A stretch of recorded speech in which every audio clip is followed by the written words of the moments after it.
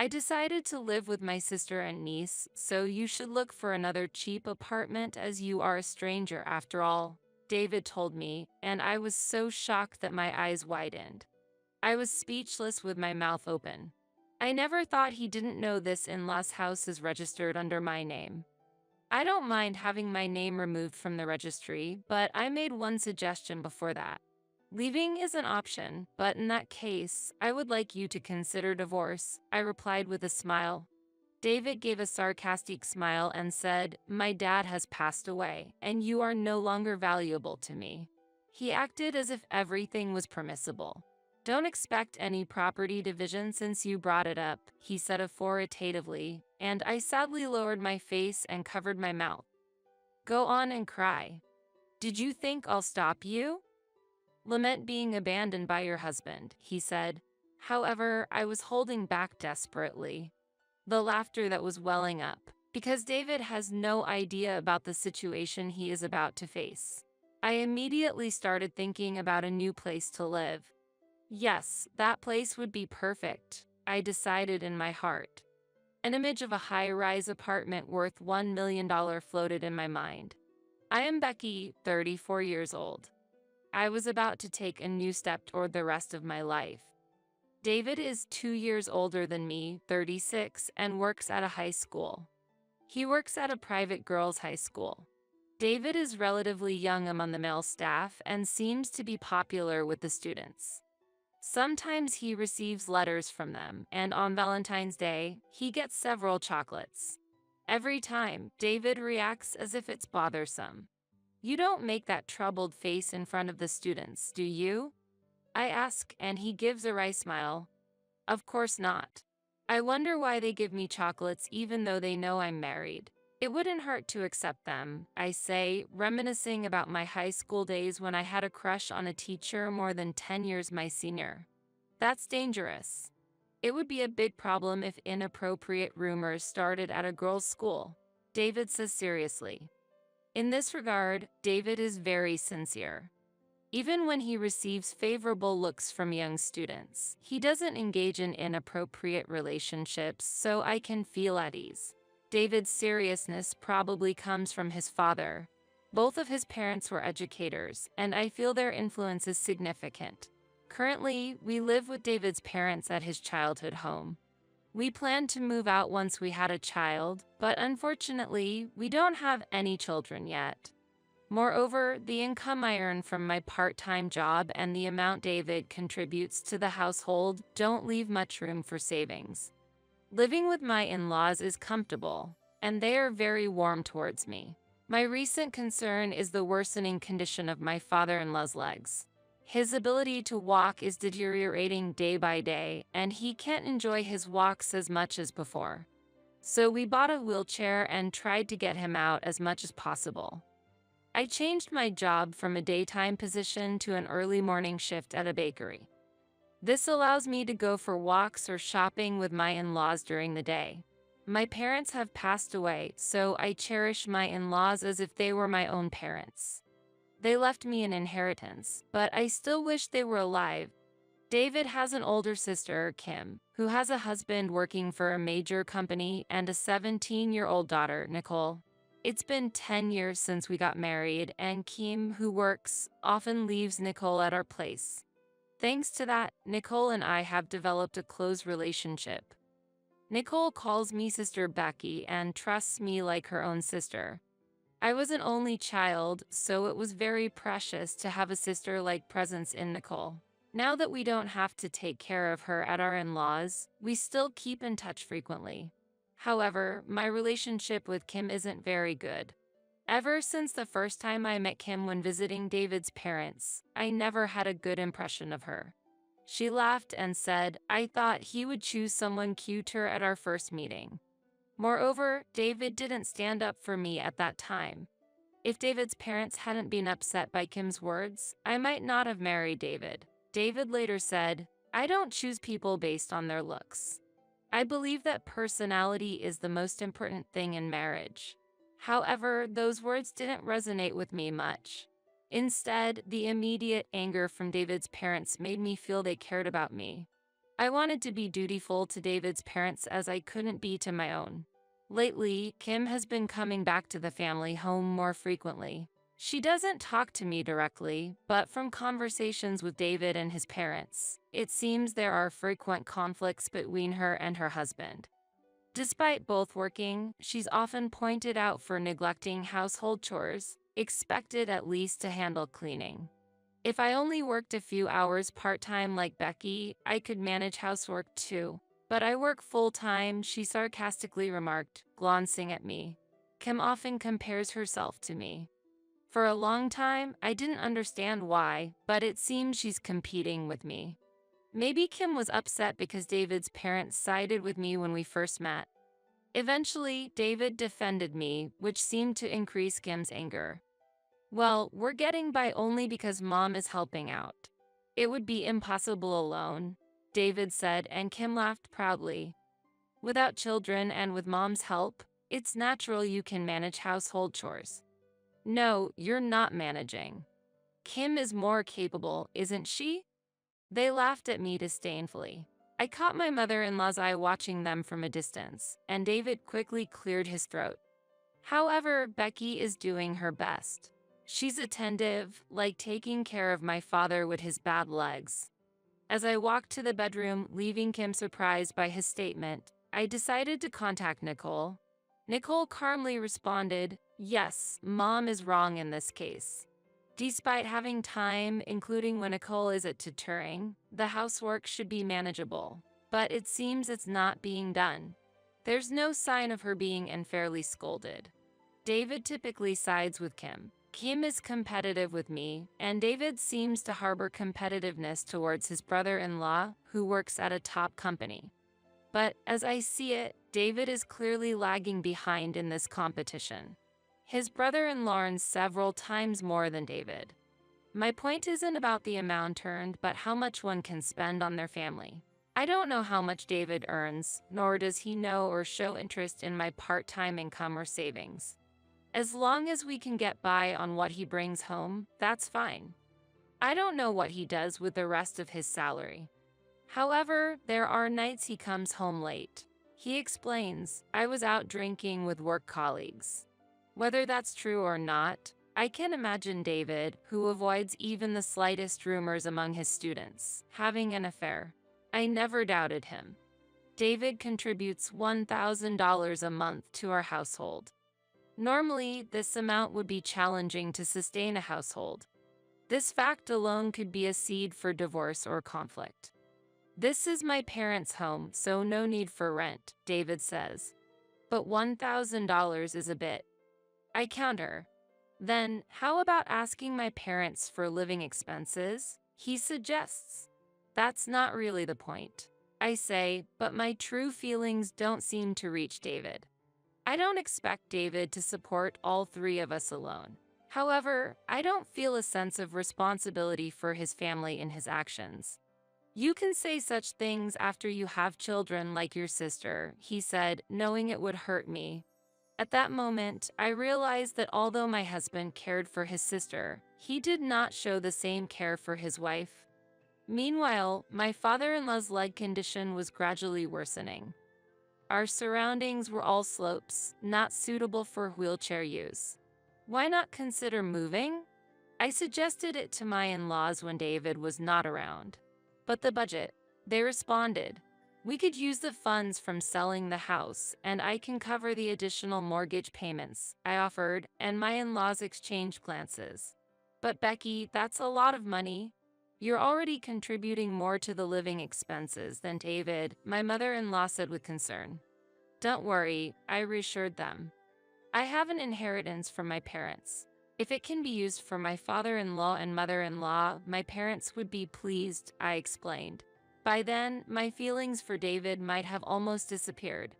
However, I felt affection for my in-laws and wished to continue living with them. We decided to move to a new home after discussing it with David's parents.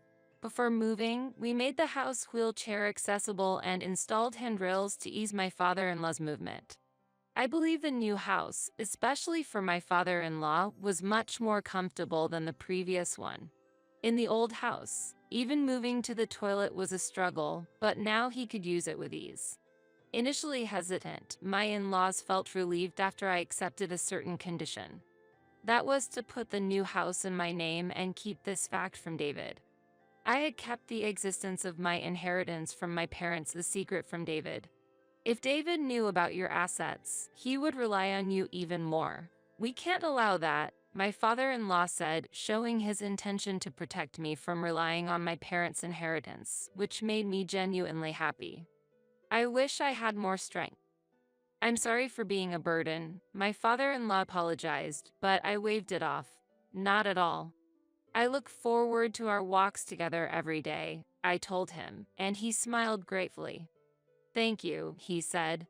However, after having difficulty walking, my father-in-law's appetite decreased, and he lost quite a bit of weight. I hoped the new, more accessible house would help him regain his former vitality. What a lovely house, Kim commented while looking around during her visit. She tapped the handrail and added, but these handrails are a bit in the way. They spoil the look. The safety and well-being of my father-in-law are much more important than the appearance, I counted, and Kim, displeased, huffed and left without another word. We always leave the toilet lid open in our house. This is because lifting the lid is a significant burden for my father-in-law with his mobility issues. Therefore, we make sure to clean it regularly to prevent any bad odors. Despite the handrails, bending or leaning forward to lift the lid is painful for him, as he has complained. However, every time Kim uses the bathroom, she closes the toilet lid. No matter how much I explain, her behavior doesn't change. One day, after a loud noise, I rushed to find my father-in-law had fallen while trying to open the toilet lid. I've asked you not to close the lid, I exclaimed to Kim, who arrived later, supporting my father-in-law. I couldn't forgive her, even if she was my sister-in-law. Fortunately, my father-in-law wasn't seriously injured, but that didn't mean there was no problem. Leaving the lid open isn't hygienic, and it's not good feng shui either. You shouldn't leave the toilet lid open, Kim argued. Then, my usually calm mother-in-law retorted, that doesn't matter. Do you want to injure your father? It's okay, Mom. Kim didn't mean to. Really, it's exaggerating to say I caused my father's injury, Kim laughed off. But my mother-in-law's anger didn't subside and she told Kim to leave the house. I thought we might live more peacefully. I momentarily felt relieved, but soon after, it was discovered that my father-in-law had cancer. The cancer had already metastasized throughout his body when found, leaving no room for treatment. Just half a year later, my father-in-law passed away. After the funeral, I was shocked by a conversation I overheard from the living room. Does this mean you'll inherit the house now? Kim was talking to someone. To which the reply was, I wonder, shouldn't Mom inherit it? That was undoubtedly David's voice. The expression on my mother-in-law's face, who was heading to the living room with me, froze. But it's a relief, isn't it? If his illness had dragged on, caregiving would have been tough, Kim said. True. But we have a convenient housekeeper, so no worries, David continued. What a thing to say. But maybe you're right. A laughing voice responded. Just as my mother-in-law reached to open the living room door, I firmly grasped her wrist. She was visibly angry, but I shook my head. Should we move in here too? Kim's cheerful laughter could be heard. I was undoubtedly furious. I had another reason to be angry with David. While organizing his suit for the funeral, I found receipts from dubious establishments and business cards with women's contact details. More of these were found when I searched his bag. These contacts were from afar, seemingly to avoid detection by school associates or students. Knowing he contributed little financially to the home while spending on such things fueled my anger. At that point, I was contemplating how to kick David out of the house. It's decided that my sister and niece will live together, so you, an outsider, should look for a cheaper apartment, David suddenly told me a few days after a month-long memorial service. I was dumbfounded, not understanding what he was saying. At that time, I learned that Kim's discord with her brother-in-law had deepened, leading her to declare, "I'm moving back home." Kim seemed to think that if she and Nicole left, her brother-in-law would apologize. So that's the plan. While surprised by the turn of events that I was being kicked out, David was unaware of a crucial fact. This in-law house is in my name, despite the fact that I am shouldering a mortgage payment of $1,800. I had been pondering how to evict David, but then realized there were other options. Considering transferring ownership to David, I devised a plan and smiled slyly. Leaving is an option, but in that case, I would like a divorce, I proposed. If I were to leave, divorce seemed fitting. Otherwise, I would end up at a disadvantage. Unaware of my intentions, David returned a spiteful smile. "My dad has passed away, and you are no longer valuable to me," he declared. He took on an unpleasant demeanor, thinking he was in a superior position. "Didn't expect any property division since you brought it up," he said condescendingly. I looked down and covered my mouth, replying with a trembling voice, "Understood." Hearing this, David laughed even louder. "Go on and cry. Did you think you'd be stopped? Lament being abandoned by your husband," he taunted. But I was desperately holding back laughter. The situation he was oblivious to, thinking he had the upper hand, was comical. Distracting David, I began thinking about my next place to live. Yes, that's ideal, I decided. I envisioned the $1 million high-rise apartment my parents left me. Recently, I was informed by the property management company that the family living in one of my properties was planning to move. It's one of several real estates left by my parents, and the rental income enriches my life. Especially the high-rise apartment my parents dreamed of holding a special place for them. I hadn't been particularly interested until now, but living in my parents' last dwelling might not be too bad. However, there's one concern. That is about my mother-in-law and Nicole, who will end up living in the same place as Kim and David. I continued to ponder how to rescue them. "Then I will go to a facility as well," my mother-in-law declared when I informed her that I would be divorcing David and leaving. "What? What are you talking about? Kim is coming back," David protested. "Yes, if you say such things, Dad would be sad," Kim added. "Dad would be sad? What would my mother-in-law think about Kim's words that trivialized the deceased father-in-law?" However, at that moment, I came up with a plan. I whispered it to my mother-in-law, and we decided to proceed with the plan without letting the other two know. If they won't let me leave, I'll just have to be kicked out. With the divorce pending, I continued to live in my in-laws' house for the time being. Currently, I am living in the same living room with my mother-in-law. This is a temporary measure until I find a new place to live. When Kim and Nicole started living together, my mother-in-law and I put our plan into action. "Why isn't there a dinner prepared for Dad tonight?" my mother-in-law said at dinner, causing David, Kim, and Nicole to be astonished. "What do you mean? Dad is no longer in this world. What are you talking about?" David was confused. Kim was angry, and Nicole could not hide her concern. Each showed a different reaction. Although it was necessary to keep this plan secret from Nicole to avoid suspicion, it pained my heart. "How can you say such a thing? Apologize to Dad." "It's bad luck, isn't it, Dad?" My mother-in-law spoke to the seed of the deceased father-in-law, creating an indescribable tension. I quietly prepared a meal for the deceased father-in-law. My mother-in-law continued to act as if he were still alive. If we closed the toilet lid, it would be inconvenient for Dad. The plan also served to admonish Kim and David for disrespecting the deceased. I also intended to see whether these two could ever take care of my mother-in-law in the future. Kim roughly grabbed my mother-in-law's hand and took her to the portrait. "Why are you saying Dad is here? He's no longer in this world. Isn't that obvious from the portrait?"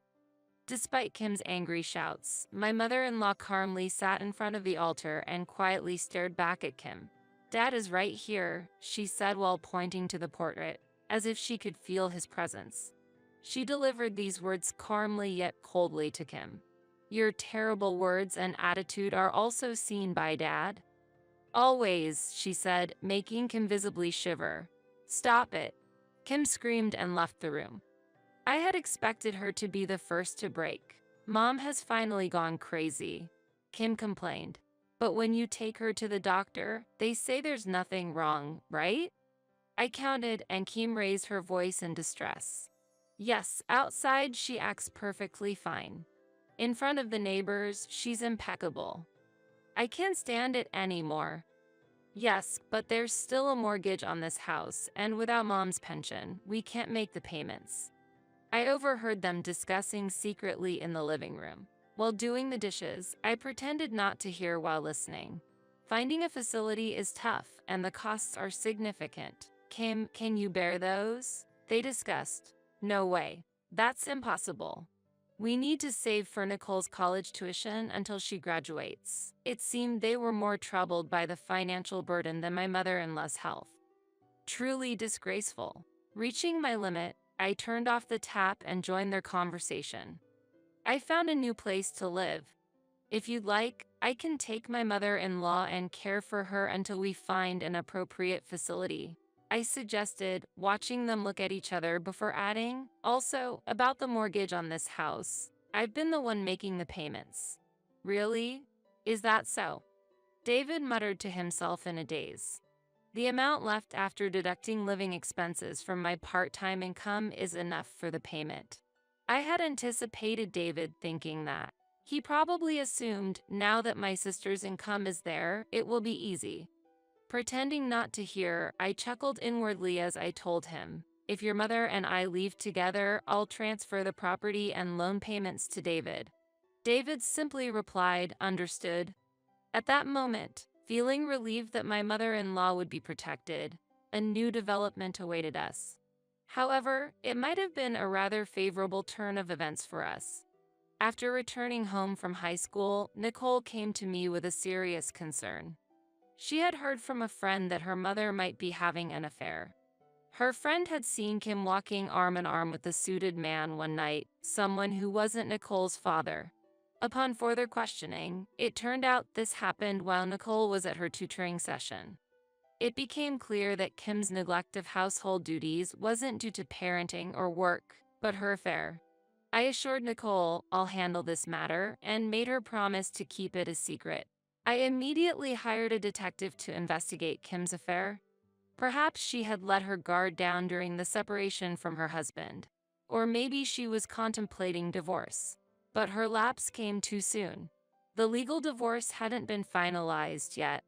Once the detective's evidence brought the affair to light, her brother-in-law initiated divorce proceedings. Nicole's father gained custody, and she went to live with him. Kim, along with her workplace lover, was sued for damages by her brother-in-law. Relieved, my mother-in-law and I left the in-laws' house and moved to a high-rise apartment worth $1 million, starting a new life. One evening, while we were enjoying our peaceful days, the intercom suddenly rang. Displayed on the screen were David and Kim. "What brings you here?" I asked nonchalantly, but David retorted, "Because you won't answer the phone." "I'll step outside," I informed my worried mother-in-law before heading out. I had no intention of inviting them into my home or letting them pass the entrance. "Just leave it be," I muttered to myself as I headed to the front hall. "We can't talk here," I said, and we drove to a nearby cafe. During the drive, David kept complaining, "How can you afford to live in such a fancy high-rise apartment?" "It's an inheritance from my parents. I just rented it out to others until now," I explained. "Why didn't you tell me something so important?" David pressed, but I calmly replied, "Was there a need to? I was paying the living expenses. Besides, this property is not part of the estate division." David was the one who denied the property division. It was clear they had no grounds to complain to me. Once we arrived at the cafe and settled at a table, the conversation predictably turned to the mortgage of the in-laws' house. "Why is it so high?" "A monthly payment of $1,800. David, trying to keep his voice down, was visibly furious. He must have wanted to scold me right there. I sipped my coffee leisurely and smiled gently. That's the value of the property, isn't it? I responded, to which David exploded, "This is no joke," and slammed the table. Kim tried to calm him as the surrounding patrons turned their gaze towards us. "Stop it. But Becky, you should have mentioned such a high mortgage," Kim said. Their desperation almost made me laugh. No gratitude was shown to me for paying that amount all these years. I wasn't asked. Besides, you left the title transfer mostly to me, right? I said quietly, hinting that it's improper to complain only when inconvenienced. Considering Kim was facing compensation claims from her husband and the wife of her lover, I could somewhat understand their situation. Moreover, the affair being exposed at her workplace made her resign. From my perspective, it was all a result of her own making. I gently turned my gaze to Kim, and I said with a smile, "You've had it tough, haven't you?" "What do you mean?" "Because he doesn't contribute enough money to the household." "What?" Kim stared at David. Feeling the side glance, David vaguely responded, "Well, that. Ah, I see. It hasn't been long since we left." As I ambiguously spoke, realizing Kim might not yet understand, David said quietly, "Don't talk about unnecessary things," and glared at me. "Hey, what are you talking about?" Kim turned to me, demanding an explanation. I shrugged and pulled out some documents from my bag. "He only gave $1,000 to the household and frequented places like this." I laid out dubious receipts and women's business cards on the table. "What? What is this? What do you mean by going to places like this?" Kim was more outraged than expected, loudly reading the names of the establishments. "How foolish. Disgusting." Kim's exclamation triggered David's anger. "What are you saying? You two engaged in such embarrassing acts of infidelity at your workplace." An ugly dispute unfolded before me, each critiquing the other's misdeeds. I sipped my coffee, quietly observing their argument. Concerned about a possible complaint from the cafe, I addressed David. "Ah, right. Sorry to interrupt your conversation." With that, David ceased his quarrel with Kim. Perhaps a unique communication between a long-time married couple. "You were saying?" he inquired. "I almost forgot, but there's a popular tutoring school near this cafe." "What?" They looked at each other, then back at me, puzzled. "It seems many students spend their pre-class time here," I whispered to David. "See that uniform? Doesn't it look familiar? Wonder how many are around, including those in casual clothes?" Suddenly, David stood up, causing a loud noise. He scanned the surroundings, noticing the onlookers. I could hear subdued laughter around us. It seemed my choice of cafe made sense to David and Kim. "Just so you know, I wasn't the one who raised his voice." David remained standing, his face downturned, trembling. "Thank you for exposing yourself. I'm looking forward to school tomorrow." I rested my cheek on my hand, gazing intently at David, and smirked. Before me, David crumbled to the floor. Eventually, David and Kim's in-law house was put on the market, and they moved to an old, small apartment. Kim struggled to find a new job, and David resigned from the girls' school. It seems there was a complaint from a parent about a problematic staff member. Even without the complaint, David would have resigned, but the call spread the rumor. I knew this because Nicole's friend attended the school David worked at and provided the information. As David feared, the story spread quickly. After hearing it from Nicole, my mother-in-law exclaimed, "What a pitiful pair," and I burst into laughter. Once, they came to us, relying on the inheritance I received and my mother-in-law's income. They came to apologize, but I told them, "You don't need to apologize anymore," and quickly sent them away.